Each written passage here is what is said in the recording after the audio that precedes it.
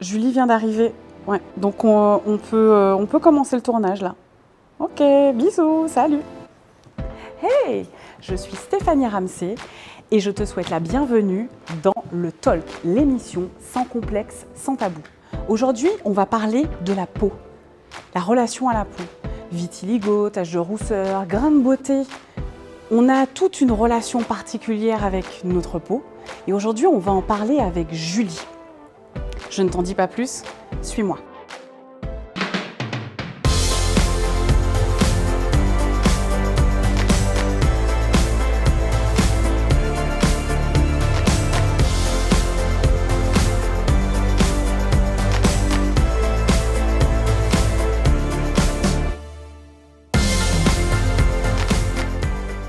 Alors, Julie, t'es dans quel mood ?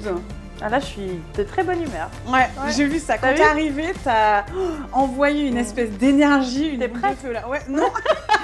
T'as raison. Je pense que j'étais pas prête. Je ne le suis toujours pas, mais c'est bien. On adore ça. On adore. On a commencé à tourner tes premiers plans et tout de suite, on s'est dit avec Louis, waouh, ok, ça va être quelque C'est ce chose. que je me dis tous les matins.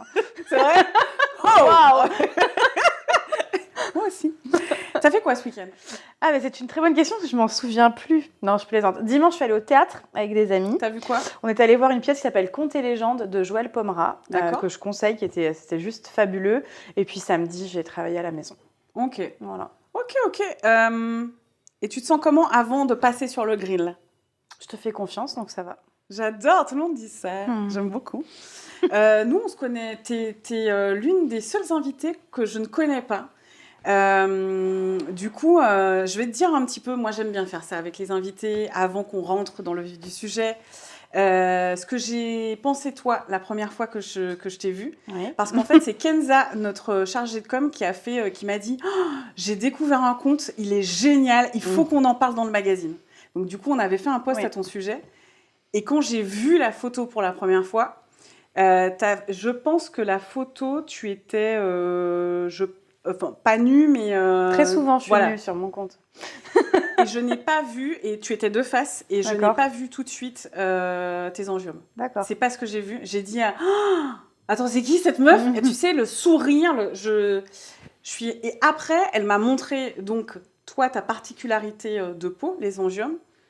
Et je me suis dit, mais mince, qu'est-ce qui lui est arrivé ? Tu vois ? J'ai été... Il y a eu un peu de tristesse. Ouais, voilà, il faut pas. tu vois, parce qu'on ne sait pas, parce que je connaissais pas à l'époque la maladie, et on va en parler tout à l'heure parce que ce serait intéressant de savoir comment toi tu réagis par rapport à ça, comment les gens, comment tu réagis quand les gens, tu vois, ne font que regarder tes bras.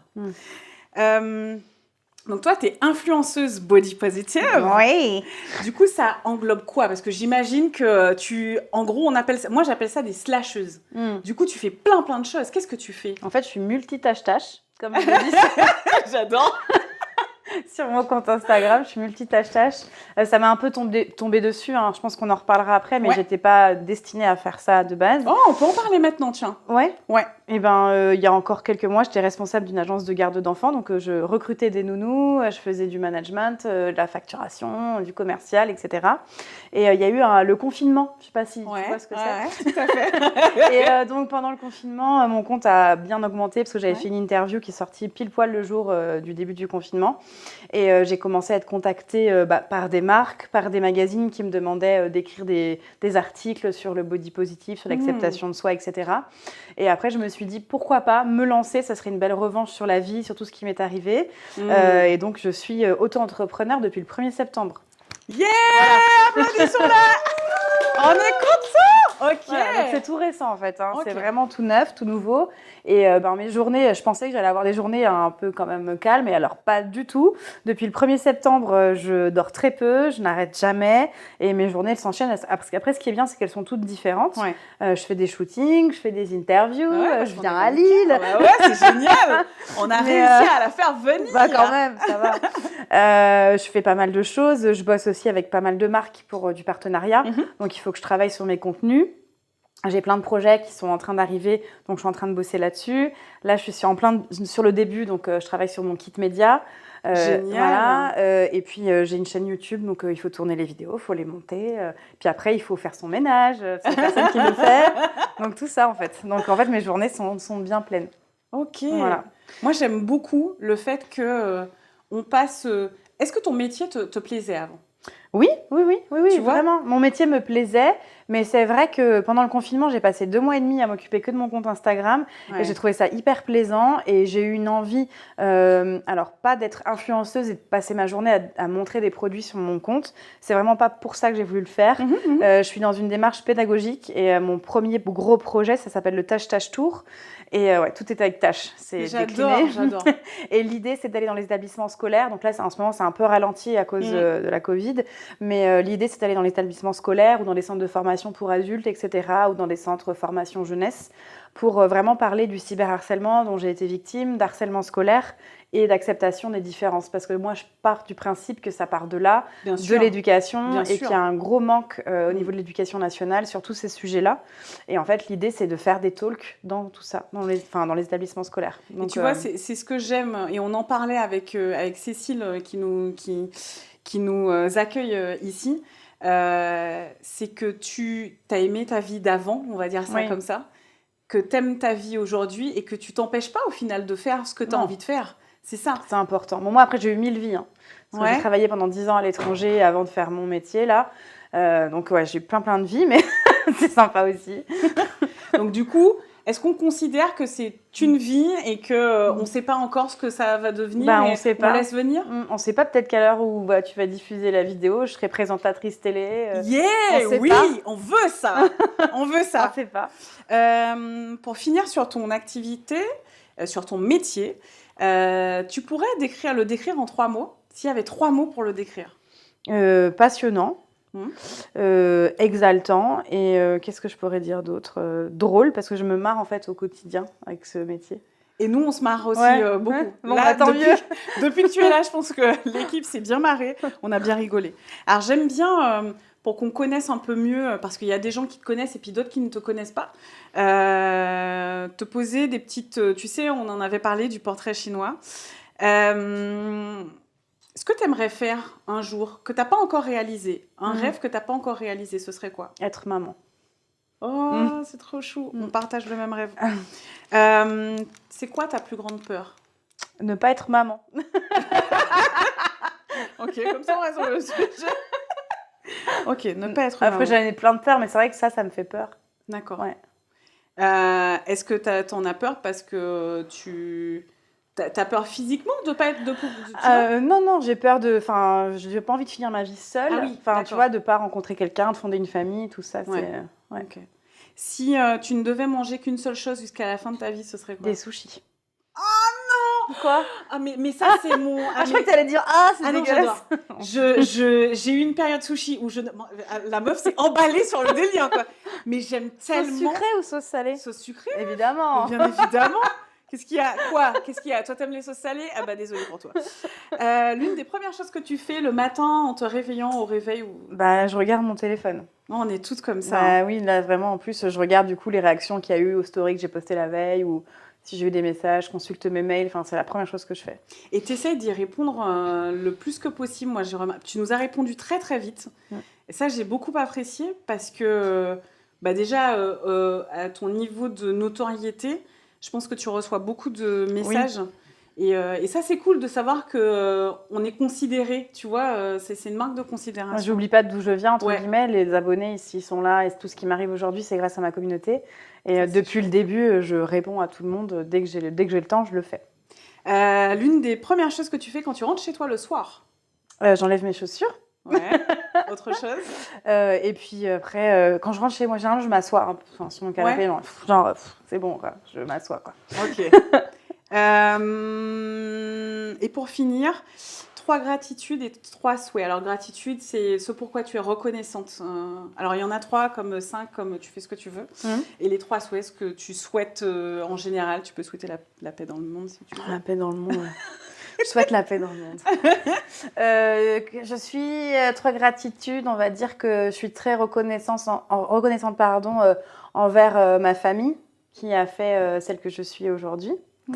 Je suis reconnaissante envers ma deuxième famille, qui sont mes amis, parce qu'on sait, hein, les amis, c'est la famille qu'on choisit, et de me supporter, de m'accepter telle que je suis, de jamais me juger, d'être toujours là pour moi, dans les bons comme dans les mauvais moments. Et je remercie la vie de pouvoir me donner ce qui m'arrive aujourd'hui. C'est une chance de pouvoir vivre de sa passion, entre guillemets, donc ça, c'est chouette. Je suis tout à fait d'accord. C'est une belle revanche sur tout ce qui a pu m'arriver dans le passé. Donc, je vais souvent dire ce mot-là, mais en tout cas, c'est comme ça que je le ressens aujourd'hui.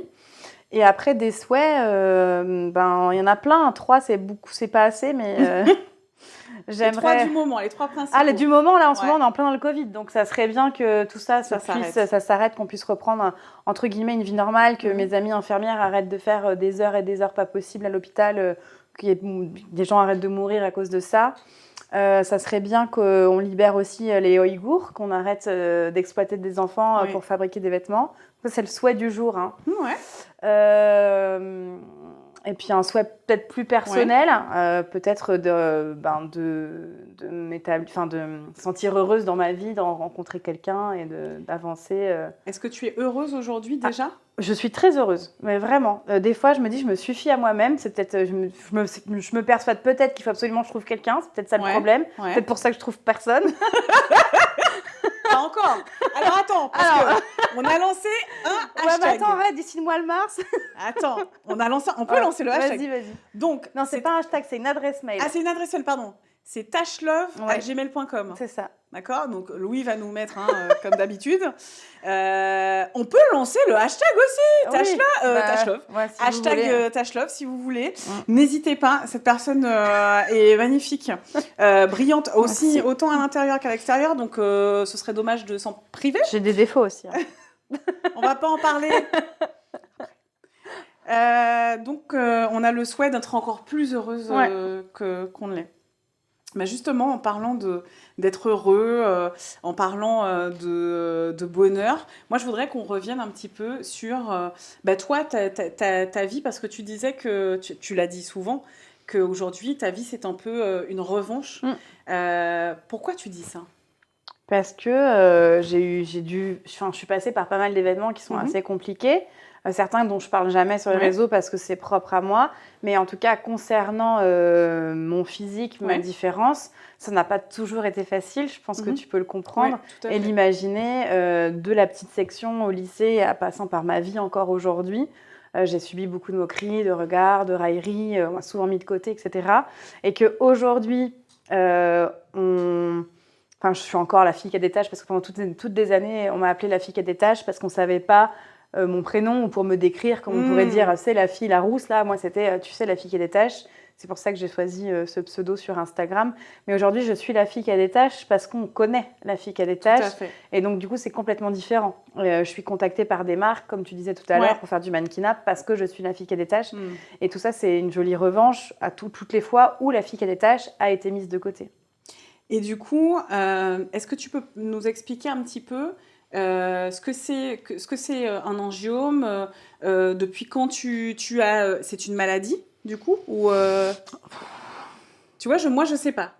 Qu'est-ce qu'on peut en dire ? Non, on peut pas dire que c'est une maladie parce que si j'avais que des angiomes, c'est une tache de naissance en fait. C'est une tache de naissance. C'est une tache de naissance. Est-ce que c'est ce qu'on appelle, tu vois, je suis très naïve donc je te pose la question. Est-ce que c'est ce qu'on appelle les taches de vin ? Oui. D'accord. Ok. Donc non, c'est comme pour moi, c'est comme des grains de beauté. C'est ça. Mais en fait, c'est une tache de naissance. On va dire que la personne médiatisée en France qui en a une, c'est Jean-Luc Reichmann. Il en a un sur le nez, donc c'est un angiome. Souvent, je disais en rigolant, c'est mon père, Jean-Luc Reichmann. Et les gens, non. Ouais, c'est pour ça, regardez. Mais en fait, juste avant le confinement, je ne savais pas d'où venaient mes angiomes. C'est-à-dire que j'avais eu beau rencontrer plein de médecins, des professeurs, aides-soignés, un peu partout en France. On n'avait jamais tellement su donner l'explication de pourquoi j'avais des angiomes. Surtout qu'à côté de ça, j'avais d'autres problèmes cardiovasculaires. Ils ne faisaient pas le lien, en fait. Il ne faisait pas le lien et en fait, il y a 2 ans en arrière, j'ai fait une double embolie pulmonaire Donc ouais, je suis passée à ça, de pas être là sur ton canapé.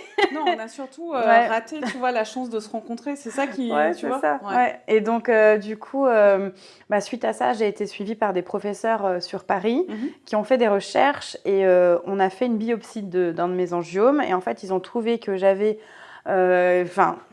muté. En fait, dans le ventre de ma maman, il y avait un gène qui avait muté et c'est pour ça que j'avais des angiomes et que c'est pour ça aussi que j'avais tous ces problèmes cardiovasculaires parce que tout était lié en fait. D'accord. Tout Ok. était lié. Après, tous les enfants qui naissent avec des angiomes n'ont pas un gène qui mute.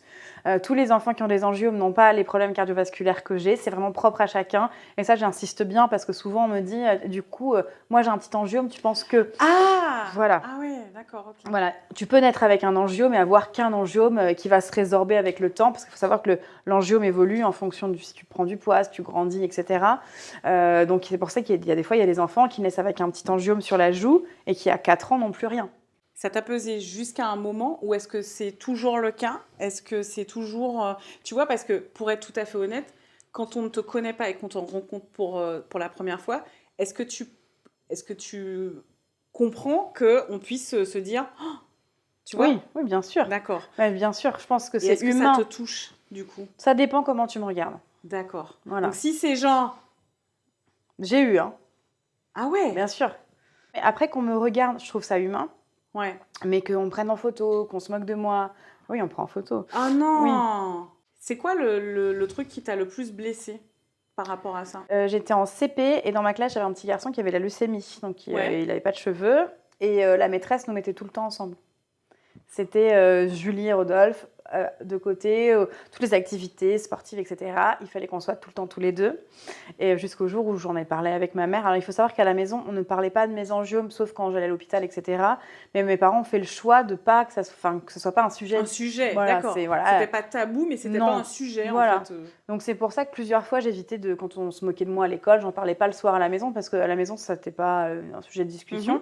Mais là je trouvais que c'était bizarre que la maîtresse me mette de côté, donc j'en avais parlé avec mes parents et donc ils étaient allés voir l'école, etc. Ça avait fait un gros tollé dans la classe parce que qu'une maîtresse mette des enfants de côté, C'est pas normal. c'est pas normal. Ouais. Donc ça m'avait marqué.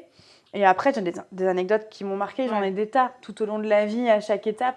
Après je pense que tu les prends différemment. Au fur et à mesure de l'acceptation de toi et de ton âge et avec le recul. Tu vois, si tu accumules une centaine d'anecdotes, la 101e, elle te fait rire parce que c'est bon, tu as l'habitude et que... C'est quoi la plus belle chose qui t'est arrivée par rapport, ou qu'on t'a dite par rapport aux angiomes?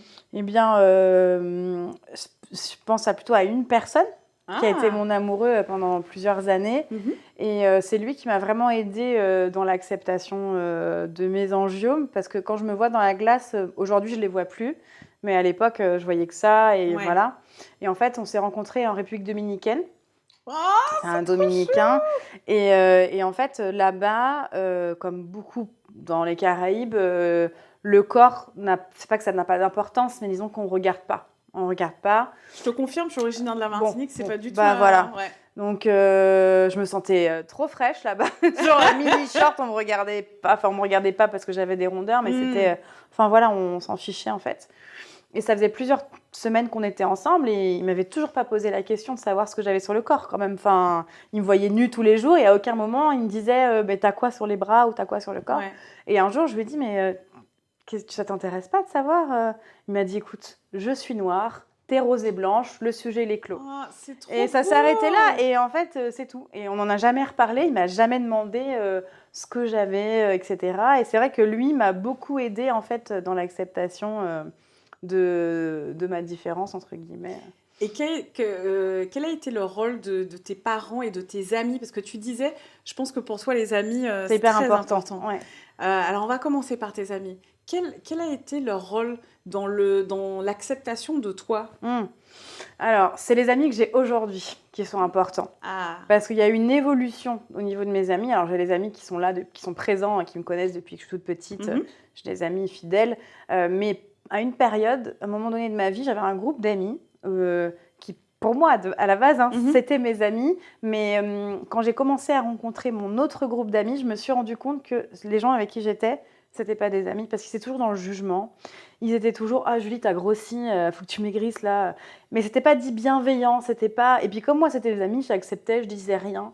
Et après j'ai commencé à rencontrer d'autres personnes qui m'ont fait comprendre qu'on pouvait dire les choses honnêtement, mais avec bienveillance et être à l'écoute, ne pas être simplement. Voilà, tout simplement. Tu es comme tu es. J'ai envie Voilà. de te dire, personne n'a à te dire si tu dois Oui. perdre du poids ou pas. Mais bon, c'était ça. J'avais l'impression que au plus j'étais mince, au plus ils étaient fiers de me présenter à leurs potes en disant voilà, c'est Julie, regardez comme elle est. Oh là là. Et que dès que je grossissais un peu, parce que moi j'ai toujours fait le yo-yo avec mon poids, et dès que je grossissais, bon, on évitait de me montrer et que c'était, on rigolait à bouboule, machin. Enfin voilà, c'était un peu. Et aujourd'hui, depuis, on va dire depuis 6-7 ans, j'ai des gens autour de moi qui sont, enfin, je pourrais même pas te dire à quel point je les aime tellement que je les aime. Enfin, ouais, c'est vraiment, voilà. Et quand je les vois, j'ai envie de les bouffer, quoi. C'est de l'amour, quoi. C'est ma famille, quoi. C'est plus que les amis. J'ai certains amis qui ont des enfants, les enfants m'appellent Tata parce que on est vraiment très très proches. Ouais. Et ils me font énormément de bien au quotidien et ils me soutiennent dans ma démarche là, d'en parler sur Instagram. D'ailleurs, c'est un de mes amis qui m'a conseillé de me lancer sur Insta. Sinon, je l'aurais jamais fait. Enfin, j'avais un petit compte où je racontais ma vie, comme tout le monde. Hein. Je postais un concert, un machin, etc. Mais je parlais pas de mes angiomes. Et c'est lui qui m'a dit un jour, mais il faudrait que tu parles de ça. Ça te ferait du bien et ça ferait du bien aux autres. Et voilà. Maintenant, parler de mes angiomes, quand il m'a dit créer un compte, je m'étais dit, bon, bah, je vais trouver des gens qui ont des angiomes, ça va être cool, on va pouvoir échanger. La base de ce compte, c'était vraiment ça. Wow. Je ne pensais pas que mon histoire allait aider d'autres personnes. Alors peut-être des gens qui avaient des angiomes, mais je ne pensais pas que des gens qui ne se sentaient pas bien dans leur peau allaient me citer en exemple et me dire, bah, si toi, tu peux sortir comme ça, moi, je peux... Enfin, j'ai un bouton là, je m'en fiche. Enfin, je pensais vraiment pas que ça allait pouvoir aider autant de personnes, mon histoire, très clairement. Et pendant très longtemps, j'ai souffert un peu de syndrome de l'imposteur en me disant de toute façon, mais les gens, ils s'en fichent en fait de mon histoire. Qu'est-ce que je vais dire? Et puis, je comprenais pas pourquoi il y avait autant d'engouement en fait autour de mon histoire parce que moi, ils étaient assumés et acceptés. Donc, tu imagines très bien que si j'avais pas accepté mes angiomes, j'aurais jamais pu me mettre sur les réseaux parce que j'aurais jamais pu les exposer tels que je les expose aujourd'hui. Et du coup, tes parents, comment... Parce que là aussi, tes parents t'ont beaucoup aidé. Tu vois, ils n'en ont pas fait une affaire d'État. Comment ça s'est passé dans toute ta vie? Comment ils t'ont aidé à t'accepter? Bah, en fait, ils n'ont pas fait grand-chose. Je pense que le fait qu'ils n'en aient pas parlé, ça a été la bonne solution. J'ai grandi avec ma mère et mon beau-père. Et en fait, c'est vrai qu'on en parlait quand j'allais à l'hôpital ou quand j'ai fait mes séances de laser, enfin toutes ces choses-là. Mais sinon, ça n'a jamais été « Oh, ma pauvre Julie ». Enfin, ils ne se sont jamais apitoyés sur mon sort. Ils ont toujours fait en sorte que je m'accepte telle que j'étais. Et puis... indirectement, mon beau-père avait la bougeotte, on a beaucoup déménagé, plus de 17 fois. On ne vivait pas dans une caravane, hein, mais presque. Et donc, du coup, grâce à sa bougeotte, j'ai appris aussi à m'assumer parce que déjà, quand tu arrives au collège, première année, c'est compliqué. Alors, imagine, en plein milieu de l'année, t'es nouvelle et en plus de ça, tu as des tâches. Donc, en fait, c'était aussi à moi, après, d'apprendre à trouver un caractère. Je pense que ce caractère-là, un peu rigolote, je l'ai développé à ce moment-là parce que pour éviter que je sois, encore une fois, la fille qui a des tâches, j'étais la fille qu'il fallait absolument avoir comme pote parce que j'étais trop drôle et que t'étais sûre d'être collée. Hein, c'était ma pote, mais au moins, c'était rigolo. Et je pense que je pense que c'est aussi grâce à ça, en fait, le fait que... Puis après, avec mon frère et ma sœur, à la maison, pareil, ça n'a jamais été un sujet. Quand j'ai dit à mes frères et sœurs que je voulais faire du laser et enlever mes angiomes, ils m'ont dit « Mais non, non, tu les enlèves pas. » Ma sœur, elle me dit « Je te préviens, si tu les enlèves, je te parle plus parce que tu seras plus ma sœur. » Après, je pense que si je l'avais fait, elle aurait rien dit, mais pour eux, je suis comme ça. Et quand je leur ai dit que je me mettais sur les réseaux, ils n'ont pas compris. Surtout mon beau-père. Les photos dans la baignoire à poil, quel est l'intérêt? Je comprends pas. Mais c'est vrai qu'au début, ils n'ont pas trop compris pourquoi je m'exposais, parce que c'est vrai, comme c'est pas un sujet à la maison et que comme je suis Julie et puis c'est tout. T'es une meuf normale en fait. Voilà. Enfin, pas tout à fait quand même. Mais voilà, ils ne comprenaient pas. Les premiers mois, elle met des photos, etc. Rien de plus. Et quand j'ai fait mes premières interviews, qu'on a commencé à me contacter, Là, leur vision, elle a changé. Ma mère, elle a créé un compte Amstramgram, comme elle dit, pour pouvoir me suivre. Et puis, je sais que mon beau-père, il regarde de loin. Il dit rien, mais je sais qu'il regarde de loin. Et puis, là, quand on commence à me contacter pour faire du mannequinat, des choses comme ça, puis quand on me reconnaît dans la rue. Ouais. Donc maintenant, ma mère a dit, oui, je suis la mère de la fille qui a des taches. Voilà, alors ça a tout changé. Donc quoi. là, ça devient un sujet, mais hyper positif. C'est ça. Tu m'envoies tes vidéos avant de les poster, je veux savoir, et t'es à quel shooting, et tu fais ci. Et aujourd'hui, là, en ce moment, j'étais en partenariat avec Dove, par exemple. T'as posté tes photos Dove? Elle se prend pour mon impresario, ma mère, enfin, elle vérifie tout. Donc, c'est rigolo. C'est vrai que là, ça a complètement changé. T'as reçu des produits, t'oublies pas ta mère. Hein. Enfin, voilà. Donc, maman, Annie, arrête un peu là. On est passé de voilà, mais bon, c'est vrai qu'ils sont super fiers, ils le disent souvent, et puis ils sont rigolos. Là, pendant le confinement, j'ai fait les 2 ans de mon compte Instagram. Et j'ai fait un live avec mes parents. Mon beau-père qui est assez discret est venu dans le live. On a rigolé. Il s'était mis des 2 sur les joues en disant les 2 ans de tâche, etc. Ils sont contents, donc c'est chouette. Puis quand je leur ai dit que j'arrêtais mon travail, j'ai des parents qui sont assez Je me suis dit, là, je vais me faire... Quoi? Mais ça va pas, t'as un CDI, t'es directrice d'agence. Et en fait, c'est cool. Ils ont dit... je pense qu'ils s'y attendaient un peu. Moi, je donne souvent des conseils qui sont applicables à moi, mais qui sont pas valables pour tout le monde. Mais de par mon expérience, je leur dis déjà que à cette époque où on vit, les réseaux sociaux, c'est hyper important. Malheureusement, ça ne devrait pas en prendre autant de place dans la vie des jeunes filles, mais ça l'est. Donc du coup, je leur conseille d'arrêter de suivre des nanas qui sont photoshopées, refaites de tous les côtés, plastifiées, etc. Parce que c'est pas ça la vraie vie. Aujourd'hui, on est dans un monde où les filles, elles veulent avoir la même tête qu'elles ont quand elles ont un filtre Snap. Ça, c'est pas cool. Donc moi, je me bats au quotidien pour me montrer le plus possible, pas maquillée, au naturel, pour montrer que la vraie vie, c'est ça et qu'on n'est pas toujours parfaite. Enfin, entre guillemets. Donc, je dis souvent aux jeunes filles d'arrêter de suivre les comptes de nanas trop parfaites. Ensuite, je leur dis de marquer sur tout leur miroir « Tu es belle » au rouge à lèvres pour les jours où on l'oublie, que ça fait un petit rappel. Ouais. Voilà. Et je leur dis aussi qu'il y a des jours où tu as le droit de pas aller bien, de pas te sentir bien dans ta peau. C'est normal. Même moi, il y a des jours où je me vois en photo, je suis là, oh, je suis moche. Je fais même des fois des shootings où je fais des photos où je me dis, je dis à la photographe, ah non, ça, je la veux pas. Puis quelques semaines après, je la regarde, je la trouve belle et je la pose de moi-même. Donc, c'est vraiment sa fonction aussi de l'humeur. Et évidemment, de bien s'entourer. Ça, c'est hyper important, d'être hyper bien entouré. Ça, je le répète souvent. J'aurais pas dit mieux. Je pense qu'on pourra faire un extrait que de ça. S'il y avait qu'une chose pour moi à retenir de cette interview-là, c'est ça. Il y a quelqu'un aujourd'hui qui a vécu beaucoup de choses compliquées, j'ai envie de te dire, douloureuses aussi. Et qui aujourd'hui te donne plein de conseils, et puis qui sont concrets, qui sont vrais au final. C'est vrai. Je te remercie vraiment. Je dis pas que des bêtises. Du coup, moi, j'ai une petite surprise, une première pour Oula. toi. J'ai découvert une artiste qui s'appelle Anastasia, qui joue du ukulélé. Elle joue en anglais. Top. Et l'idée, c'est que tu lui proposes un challenge. Donc, tu lui donnes 2 mots. Avec ces 2 mots, elle va en faire une chanson en anglais. Tu peux lui faire tous les mots que tu veux. Elle a eu brouette et imprimante il n'y a pas si longtemps que ça. Donc, ça y est, elle est rodée. Écoute, je te propose de lui donner ces 2 mots. Et puis ensuite, de l'écouter, tout simplement. Alors, tâche, parce que tâche bien. Et arc-en-ciel. Ça, j'aime bien les arc-en-ciel. Ok, tâche et arc-en-ciel, on écoute Anastasia. Elle a l'air contente.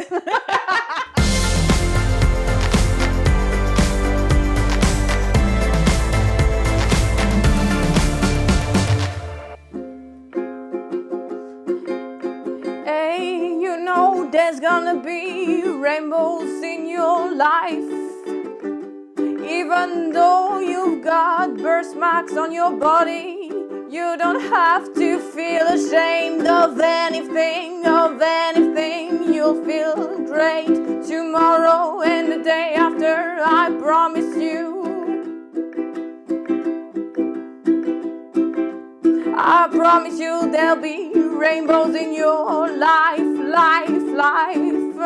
You won't be alone in your fight.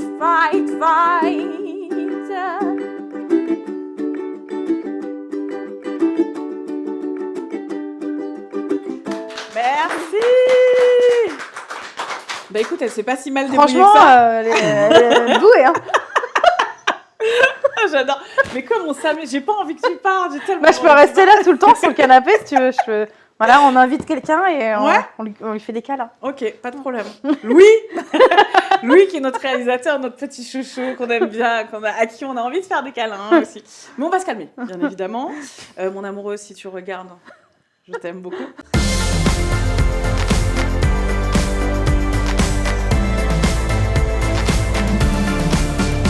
Ben, on a fait faire un challenge à Anastasia, maintenant c'est à toi. Ok.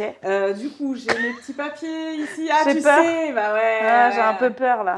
Du coup, j'ai mes petits papiers. En plus, j'ai jamais de chance au tirage au sort, moi. Ah ben là, c'est impossible que tu aies de la chance avec ça. Ah, bah comme ça, c'est réglé. Voilà, donc je vais les tourner. Il y a un mot ou deux mots qui vont être que je vais te donner. Et tu vas devoir regarder ta caméra qui est là Ok. et dire à quel point c'est pas grave ou c'est bien pour certains de ces mots-là. Rassurer un peu. Ici, quand même, on est J'ai peur. Ben non. C'est fait pour ça. Puis il y a du budget niveau papier. Ouais, t'as vu? Alice. Salut Alice. Odélia, Sabrina. Je vous suis reconnaissante. Alors, tu m'arrêtes. Ah, d'accord. Ouais. Ah, mais je vois dans ton regard. Vas-y. Tu peux tourner comme ça pendant combien de temps? 1 heure et demie? Bon, ah, je t'assure, plus on avance. Ah ouais? Et, Stop. Les règles. Ah, oui, bah, Ça va? Ouais. Ok. Les règles, c'est un sujet tabou. C'est un sujet qu'on n'ose pas toujours aborder. Aujourd'hui, on a de plus en plus de documentaires, de femmes qui en parlent sur les réseaux, dans les médias. Mais je pense que c'est important qu'on puisse en parler de plus en plus. Et donc, du coup, je te propose de regarder ta caméra et de faire un peu la promo des règles à ta façon. Promo des règles. Ouais. Donc, les règles, c'est pas tabou. Vous avez le droit d'en parler. Le gouvernement, vous attendez quoi pour que les protections soient gratuites? Ça serait bien. Yeah! Voilà, c'est ça. Voilà, et c'est tout. C'est les règles, c'est comme ça. Si on n'avait pas les règles, on ne serait pas là. Et puis, voilà, il faut en parler avec vos parents. Il ne faut pas hésiter. Je pense qu'il y a de plus en plus aussi de réseaux sociaux, de comptes avec qui vous pouvez échanger si vous n'osez pas en parler avec vos parents. Mais voilà, les règles, c'est pas tabou. Tout le monde a des règles. Enfin, les femmes surtout, parce que je ne connais pas de garçons qui en ont encore. S'ils en ont, il y a un petit souci. L'ami, va voir un médecin, si c'est ça. Hein? Mais en tout cas, voilà. Ça ne devrait plus être tabou en 2020. Je te remercie, Julie. De rien. On a une dernière séquence qui est Flore. Flore, notre coach de vie, coach en développement, qui a vu cette émission et qui va nous donner ces quelques conseils pour vivre mieux sa relation avec sa peau, son corps, ses imperfections. On écoute tout de suite Flore.